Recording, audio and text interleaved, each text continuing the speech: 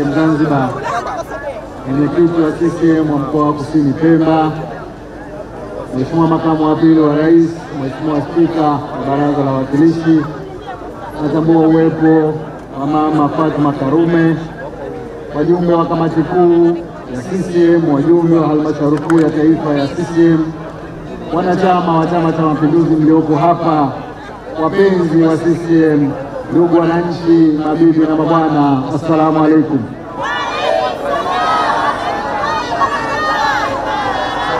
Nami naomba nianze kwanza kwa kumshukuru Mwenyezi Mungu mwingi wa rehema kwa kutujalia uhai na afya njema na kutuwezesha kukutana leo hapa katika mkutano wetu huu wa kampeni kwa mkoa huu wa Kusini Pemba.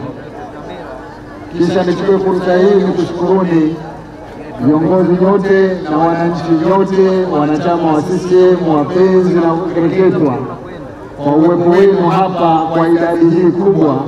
Hii inatupa imani kubwa kwamba chama chetu kina watu wengi wanaotupenda.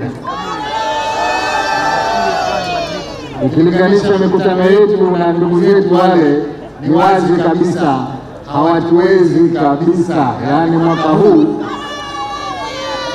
kwa kweli hawatakuwa na sababu yoyote ya kusema wameonewa, maana mambo yanaonekana mapema kabla ya tarehe 29.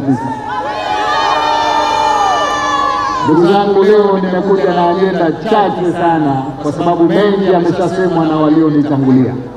Kama kawaida, chama chetu, sera yetu kuu ni kudumisha amani, umoja, mshikamano, maridhiano katika nchi. Hili lazima niliseme kwa sababu ndio msingi wa mambo mengine yote. Bila ya amani katika nchi, mengine yote tutakuwa tunazungumza tu, hayatekelezeki. Kwa hivyo tuendelee kudumisha amani, tuendelee kuwa wamoja, tuendelee kuondoa ubaguzi wa aina zote, iwe ubaguzi wa kikanda, Unguja na Pemba, kusini na kaskazini, iwe ubaguzi wa rangi, iwe ubaguzi wa dini, iwe ubaguzi wa itikadi za kisiasa. Alimradi sisi tunataka umoja wa wananchi na amani katika nchi yetu. Hilo tuendelee kulihubiri, tuendelee kulidumisha, na inshallah Mwenyezi Mungu atatupa amani katika nchi yetu, tutafanya maendeleo makubwa sana. Ndugu zangu, nilikuja hapa mwaka wa 2020. Nikasimama mbele yenu kama hivi leo, nikasema naomba kura zenu ili nitekeleze yale yote tuliyoahidi kwenye ilani yetu ya Chama cha Mapinduzi.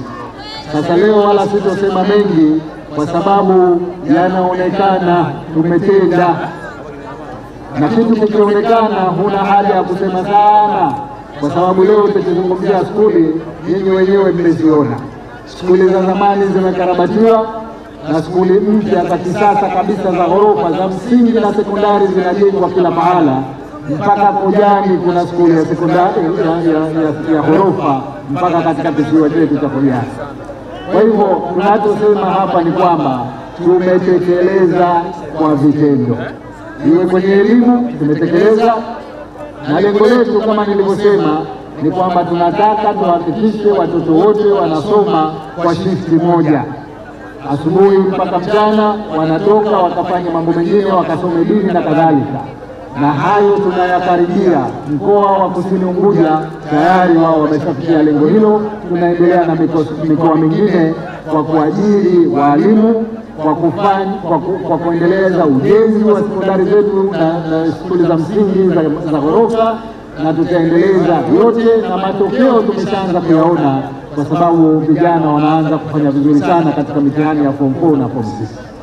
Ndugu zangu, kwa upande wa elimu mambo mengi yamefanyika, dakhalia zinajengwa, na huko tunakokwenda spidi itakuwa kubwa zaidi. Tutahakikisha ujenzi unaendelea kwa spidi kuliko ya awali. Sekta ya afya, kama mlivyoona, wilaya zote kuna hospitali za wilaya. Tutahakikisha sasa tunaanza hospitali ya mkoa, lakini tumeimarisha sana hospitali yetu ya Abdallah Mzee. Hospitali ya Abdallah Mzee sasa hivi karibuni itakuja mashine inaitwa MRI. Hiyo ni hospitali za kibingwa tu wanakuwa na mashine kama hiyo, ili tuweze kufanya upasuaji wa ubongo na uti wa mgongo hapa Pemba. Lakini hospitali ya Abdallah Mzee sasa hivi inatoa huduma ya kusafisha damu, kusafisha figo, jambo ambalo wagonjwa walikuwa wanatoka hapa kwenda Dar es Salaam kulifuata na gharama kubwa sana. Hayo yanafanyika hapa sasa.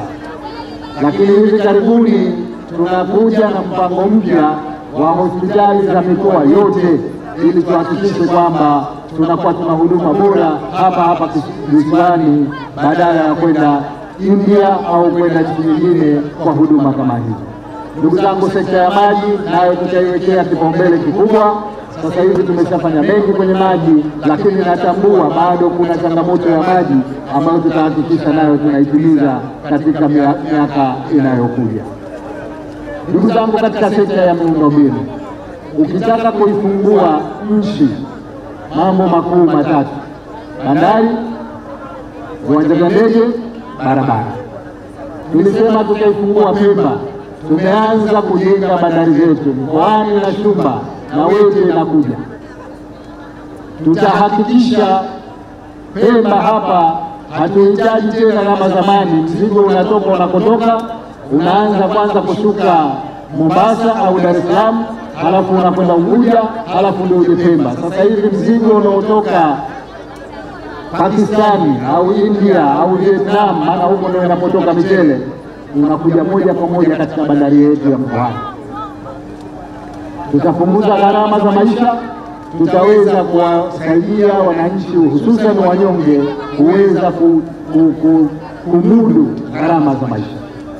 Ndugu zangu, bandari ya Shumba imeshajengwa, tutaikabidhi hivi karibuni kwa waendeshaji ambao wataifanya iwe bandari ya kisasa. Kwa hiyo tutakuwa tuna bandari ya mkoa wa Kusini, tuna bandari ya mkoa wa Kaskazini. Kwa hivyo biashara kati ya Mombasa na mkoa wa Kaskazini itakuwa kubwa sana, ili nako tupunguze gharama za maisha badala ya kutoka kote huku mzunguko wa gharama kubwa za usafiri. Sasa hivi mzigo utatoka moja kwa moja kutoka unaotoka Shumba au Mkoani, tutapunguza gharama za maisha. Lakini barabara kuu, barabara yetu ya Chake Wete kilomita 22 zimebaki 2 tu, kilomita 20 tayari. Katika kipindi cha karibuni hivi tutaikamilisha. Lakini habari njema, Yesu ninayemtumikia amekutoa kwa wheelchair, nenda ukaishi kwa jina la Yesu Kristo. Asante Yesu. Hodi Tanzania, hodi Mbeya. Mtumishi wa Mungu, mwinjilisti wa kimataifa Pastor Ezekiel wa New Life Prayer Center and Church kutoka nchini Kenya anawakaribisha kwenye mkutano mkubwa wa miujiza, ukombozi na nyota utakaofanyika chuo cha kilimo Uyole, Zambia Road, kituo maarufu kilimo jijini Mbeya nchini Tanzania, kuanzia tarehe 24 mpaka 28 mwezi wa 9. Muda ni kuanzia saa 2 asubuhi na kuendelea. Kwa maelezo zaidi piga simu nambari 0774781537 au 0689822510. Siku 5 za maajabu ya Yesu yasiyo na idadi. Watu wote wenye shida mbalimbali na wenye magonjwa wataombewa na kupona, na pia kutakuwa na maombi maalum ya kuliombea taifa la Tanzania. Usipange kukosa baraka hii.